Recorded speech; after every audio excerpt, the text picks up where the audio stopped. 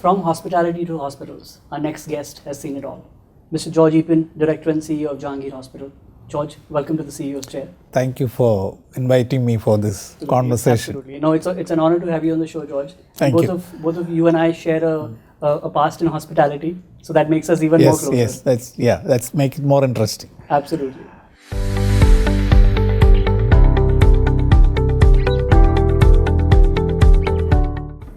I come from a very Syrian Christian family from deep south, God's own country, it's Kerala.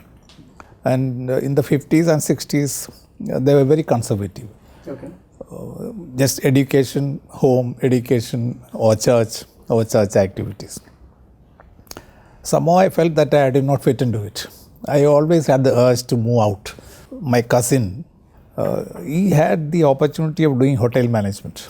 The society was looking down at him that, you're going to work in a hotel. Those days, the average middle class family in Kerala, either you want to become a doctor or you want to become an engineer. Beyond that, there was nothing. So my cousin finished his course and he went off to Austria. So I said, I'll take a chance. So Sounds like a good life. Yes. I did this program for 3 years. At IHM Chennai? IHM Chennai. Okay. I did my internship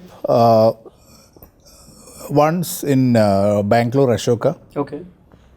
Then once in 2 hotels in Chennai. One Because is Conimara. There were very few five-star hotels at that point in exactly. time. Conimara. Correct. And there's another smaller hotel called Savera. Okay. But then what happened, immediately after passing out, we read the news of Ian Huxer diversifying from tobacco to hotels. So that the first hotel was in Chennai.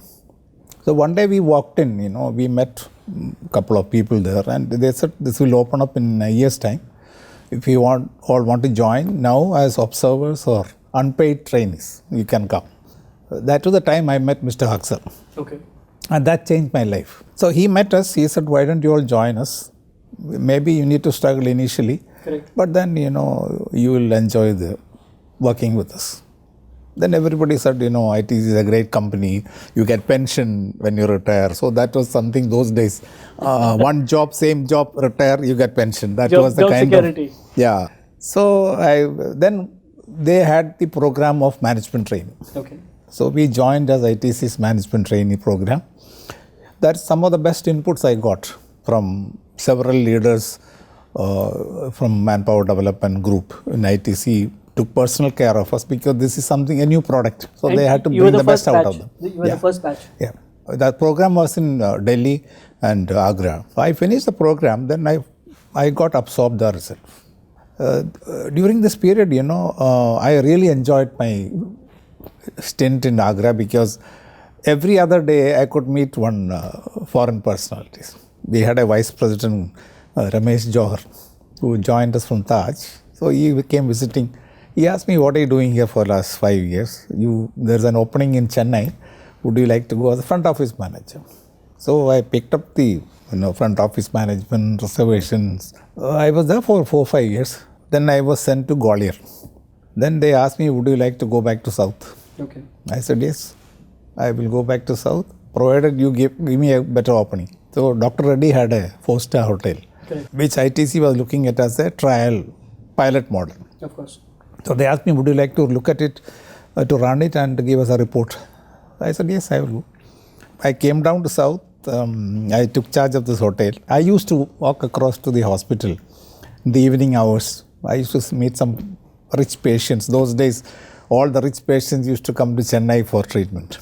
I also used to spend time at emergencies, see what's happening in emergencies. Just out of curiosity? Out of curiosity. After 5:30, I was free. Because the hospital was adjoining the hotel. Yeah. So then, what happened? He asked me, why don't you join me? I said, hospital, how will I manage a hospital? He said, you come, we'll try. So I decided to jump. Yeah, that was the biggest break in my life. I'm sure. A very brave decision. Yeah, it was a very brave decision because at that point of time, you can't afford to take a risk. Absolutely. Yeah. But when you transition from hospitality to hospitals, apart from taking a risk, What is the hospitality mindset, or what are the skills that helped you make that transition? What I've learned in hospitality is hospitality has got its own limitations. Correct. You want me to work in the next 20 years as GM, I will get definitely bored, because that's not the way I look at my career. Okay. That's also one of the reasons prompted me to join healthcare industry, because I found that healthcare has got more challenges which will give you more satisfaction. But you did what is contrary to almost everyone. Yes. That you walked away from stability, and you walked away from yes. A designation and a title.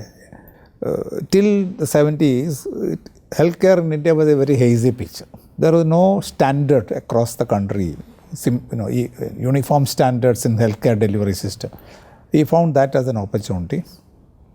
Then he also found that many Indians are practicing abroad. They want to come back, but they want to come back at where a place they can practice similar to US or UK. Nothing with global standards. Yeah. So he found this an opportunity to start hospital. So all the NRI doctors practicing US and UK, they came back looking at joining Apollo. That was a great success. Today we have Apollo. They have about 65 hospitals around the country, and few hospitals outside India. So George, there's one aspect that I want you to highlight as much as you possibly can. People don't realize that hospitals are a business as well, right? Like you rightly said, hospitals have grown from just government-run hospitals, from private clinics, to now world-class facilities. How difficult it is to run a hospital as a business? So one of the biggest challenge in facing hospital administrators is that how to get the money from the patient. If it's not insured or if it is not guaranteed by a corporate, then there is a huge problem of recovery. Absolutely. Unless and until the government makes it mandatory for public health system. Correct. The going will be tough. Again, the population, growth of population, there is no control. So that is adding to the the stresses of stress on hospitals. So basically, the hospitals will have to be supported by the government in terms of cross subsidy, or in terms of better payout, better guaranteed payment through insurance or many other schemes. That will help the hospitals to survive in the long run. Because it's a constant balancing act between you trying to keep the patient or your client happy, yes. But you also have your own back-end expenses to run to keep the place running. Yeah. And what is that you're developing in hospitals? You a super specialty hospital, you can't be treating for fever and cough and cold, because I've invested so much, I have to get the money back. I have to pay back banks. So we look at case mix. Okay. What are the cases which I can make more money, so that my EBITDA grows and I can pay the bank or shareholders back. So identify case mix, then you work on it. The hospital must be known for its work they're doing in areas where it is probably he becomes a brand leader or centers of excellence. Correct. Ultimately, creating a brand of its own that yes, this hospital is known for its so that becomes a referral. One of the most important resources of any hospital are the doctors or the consultants, and they're a very, very unique segment of society. Yes. And in a way, you're attracting talent as the CEO of Jehangir Hospital. How do you attract the best doctors? How do you retain the best doctors? We don't employ doctors. Okay. We employ them as independent fee-for-service consultants. Okay. That means they are free to join us, either as full-time or as part-time. We encourage them to be full-time because they can build up the practice. Mm-hmm. Now, there's a risk in it, initial period, because he may not get patients. So what we do is we give them a guaranteed payment. Okay. So he realizes that over a period of time, that he is losing money because he is seeing more patients than the guaranteed amount. Correct. Yeah. So he will come back to me saying that, I am losing, so you please take me out of this. I want to collect money for myself. All I have to do is I have to make sure that this fellow stays with me. How do you train your staff to be more empathetic or to have, what they call emotional intelligence? We do have running programs for employees. Okay. see, first thing, other than doctors and nurses, you got your technical staff, paramedics, Correct. Technicians and, The support blood staff. bank officers, blood bank technicians, radiographers. Below that is the problem because no one looks to work in a hospital at that level. The class 4 employee. He comes, this is the last choice for him. He'll try small, he tries 5-star hotels, he tries shops, he tries some other job. If he doesn't get, then he'll end up there. Because hospital is, you deal with dead bodies, you deal with various problems. You need to work as a sweeper or a attender.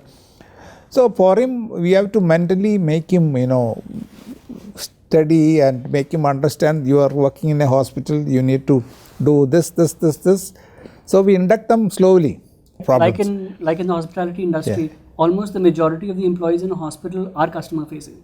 Yes. Correct? So they have to be physically So present. we have to train them, we have to make them a little conscious about customer dealings. We have to say patient first, patient is most important man.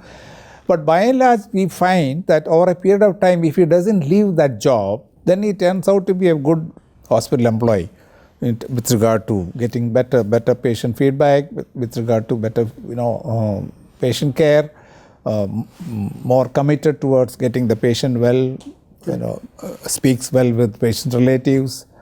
It turns out to be like that. So, George, you worked into what I would consider some of the most stressful industries, Yes. hospitality and hospitals. So, motivating your staff is one aspect. How do you keep yourself motivated and positive throughout the day? For me, this healthcare comes first. This is my blood. Okay. Yeah, more than hoteliering. Yeah, I forgot hoteliering. Number two, I find this more satisfying, which gives me a relaxed lifestyle. Then, as and when I get time, I run to the golf course. Yeah. Very nice. At home, I enjoy music. I enjoy my Netflix. What kind of music do you listen to, George? I listen to mostly Hindi or English. Okay. Jazz, vocal, instrumental, or regular old English songs.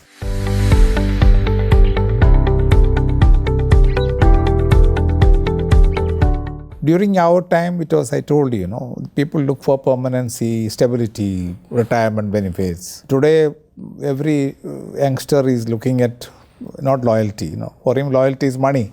6 months it's is changed. Yeah. So he looks at various opportunities. He looks at various, areas where he can excel himself to make money. Correct. In his career or something new, something, all the products which has come up out of because of thinking, new thinking, Absolutely. new way of thinking. Youngsters who are looking for permanency in job, I also tell them, look for changes till you are 40, 45. Okay. You keep shifting, don't stay in one place and you get, decayed. Explore till the time you are 40, 45. Then you find the right thing, stay back. But I tell all of them, at the age of 40, 45, be debt free. Okay. Do not owe anybody. You be free for yourself. No, I think that's great advice, George. Do not owe money to anybody. Be debt free at the age of 45 so that you have a peaceful life. Great. Thank you, George. It's been an honor and a pleasure Most having you on the welcome. CEO's chair. Thank you. I enjoyed the conversation. Thank you. And for all of you that are watching, some important takeaways are be debt free by the age of 40 or 45. Realize what you're good at, what you want to do, and definitely explore when you're young. Try new things, try and figure out what you like, and more importantly, what you don't like. This has been another very exciting episode of the CEO's Chair. Look forward to seeing you all next time. Thank you.